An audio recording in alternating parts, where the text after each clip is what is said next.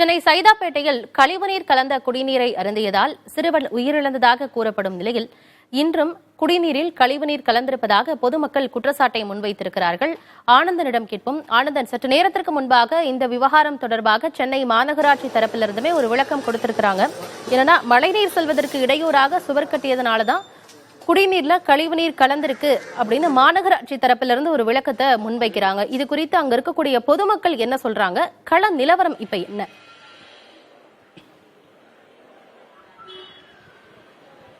ஆனந்தி, குடிநீரில் கழிவுநீர் கலந்து வருவதாக தொடர்ந்து இந்த பகுதியில் இருக்கக்கூடிய பொதுமக்கள் ஒரு குற்றச்சாட்டுகளை முன்வைத்து தொடர்ந்து வந்த வண்ணம் இருந்திருக்கார்கள்.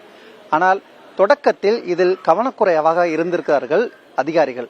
குறிப்பாக இந்த சிறுவன் உயிரிழந்த சம்பவத்தை தொடர்ந்து பல்வேறு நடவடிக்கைகளை மேற்கொண்டு வர்றாங்க. இந்த நிலையில நாங்க தொடக்கத்திலேயே குறிப்பிட்டு வேண்டுகோள் வச்சோம். குடிநீரில் கழிவுநீர் கலந்து வருகிறது, இதற்கான உரிய தீர்வு வேண்டும் என்று தொடர்ந்து கோரிக்கை வச்சோம். அப்பொழுது அதிகாரிகள் கவனத்தில் கொள்ளவில்லை என்று இங்க இருக்கக்கூடிய பொதுமக்கள் ஒரு வேண்டுகோளை வச்சிருக்காங்க. இது எப்படி கலக்கப்பட்டது என்று நாம் பார்க்க வேண்டியிருக்கிறது. குறிப்பாக குடிநீர் செல்லக்கூடிய அந்த இணைப்புல கழிவுநீர் கலந்ததன் காரணமாக ஒரு மாசத்திற்கு மேலாக இதே நிலை நீடித்திருக்கிறது. தொடக்கத்தில் அந்த தண்ணீர் துர்நாற்றம் வீசியிருக்கிறது.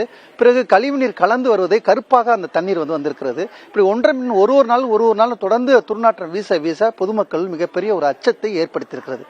இந்த நிலையில்தான் சமீபத்தில் இந்த பகுதிக்கு வாடகைக்கு குடியிருப்பதற்காக வந்திருந்த ஒரு பீகாரை சேர்ந்த ஒரு குடும்பம் வந்திருக்கிறது. அவர்கள் வைத்திருந்த 2 குழந்தைகளுக்கு தொற்று, அதாவது உடல்நிலை பாதிப்பு ஏற்பட்டது. மருத்துவமனைக்கு செல்லும் போது ஒரு குழந்தை இறந்து இருக்கிறது. மற்றொரு குழந்தை தற்போது உயர் சிகிச்சைக்காக குழந்தை நல மருத்துவமனையில் தொடர்ந்து சிகிச்சை அளிக்கப்பட்டு வர்றாங்க. ஆனா எதனால் இந்த பிரச்சனை ஏற்பட்டது என்பது தொடர்பாக தொடர்ந்து இந்த கழிவுநீரை, அதாவது குடிநீரில் கழிவுநீர் கலந்தப்பட்ட அந்த நீரை பரிசோதனை செய்ததில் கலக்கப்பட்டிருப்பது உறுதியாக இருக்கிறது என்று தெரிய வந்திருக்கிறது. உடனடியாக நேற்றிலிருந்து இந்த பகுதியில் உள்ள இணைப்புகள் மூலம் சுத்தம் செய்யக்கூடிய பணிகளை தீவிரமாக ஈடுபட்டு வர்றாங்க. இதுக்கு சென்னை மாநகராட்சி சார்பில் தொடர்ந்து ஒரு மருத்துவ முகாம் அமைக்கப்பட்டு தொடர்ந்து இங்க இருக்கக்கூடிய மக்கள், அதாவது இந்த இணைப்பு செல்லக்கூடிய பகுதியில் முழுவதுமாக வீடு வீடாக சென்று உடல்நிலை எப்படி இருக்கிறது, யாருக்கு என்னென்ன உடல்நிலை உபாதைகள் ஏற்பட்டிருக்கிறது என்பது தொடர்பாக கேட்டறிந்து குறிப்பெடுத்து வருகிறார்கள். மற்றொரு புறம் அந்த கொசு மருந்து அடிக்கக்கூடிய பணிகள் நடந்தது. இந்த தெரு முழுவதுமாக பிளீச்சிங் பவுடர் வீசப்பட்டு வருகிறது. இந்த இருக்கக்கூடிய கேன் இணைப்புகள்ல, அதாவது வாட்டர் கேன் வைக்கப்பட்டிருக்கக்கூடிய அந்த இணைப்புகளில் முழுவதுமாக சுத்தம் செய்யக்கூடிய பணி நடைபெற்றுக் கொண்டிருக்கிறது. ஒவ்வொரு அந்த தண்ணி செல்லக்கூடிய மெட்ரோ வாட்டர் அந்த தண்ணி செல்லக்கூடிய அந்த இடங்கள்லாம் அந்த இணைப்புகள்லாம் சரி செய்யக்கூடிய பணிகளை செஞ்சிருக்காங்க. இங்க இருக்கக்கூடிய பொதுமக்கள் என்ன சொல்றாங்க அப்படின்னா, தொடக்கத்திலேயே நாங்கள் சொன்னோம், துர்நாற்றம் வீசுதுன்னு சொல்றோம், கழிவுநீர் கலந்திருக்குன்னு சொல்றோம். ஆனா அப்போல்லாம் கவனத்தில் கொள்ளாத சென்னை மாநகராட்சி குடிநீர் வாரியம் ஒரு சிறுவன் உயிரிழந்த பிறகு இந்த நடவடிக்கை எடுக்கப்படுவதாக ஒரு குற்றச்சாட்டு சொல்றாங்க.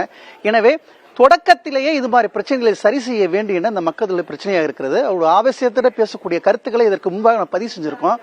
ஆனா தொடர்ந்து இந்த சம்பவம் நடந்து கொண்டிருக்கிறது.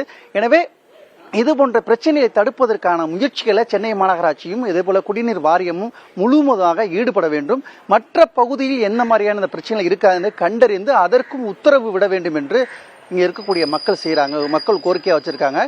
எனவே வரக்கூடிய காலமாவது இது போன்ற பிரச்சனைகள் ஏற்படாத வகையில தடுக்க வேண்டும் என்று ஒரு கோரிக்கையை முன் வச்சிருக்காங்க. ஆனந்தன், நீங்க குறிப்பிட்ட மாதிரி மக்கள் புகார் கொடுத்த உடனேயே இது சம்பந்தமான நடவடிக்கையை துரிதகரியில் எடுத்திருந்தாங்கன்னா ஒரு உயிரிழப்பு ஏற்படாம இருந்திருக்கும். சரி, வருங்காலங்களில் இது போன்ற தவறுகள் நடக்காம அரசு பார்த்துக்கணும். தகவல்களை வழங்கியமைக்கு நன்றி ஆனந்தன்.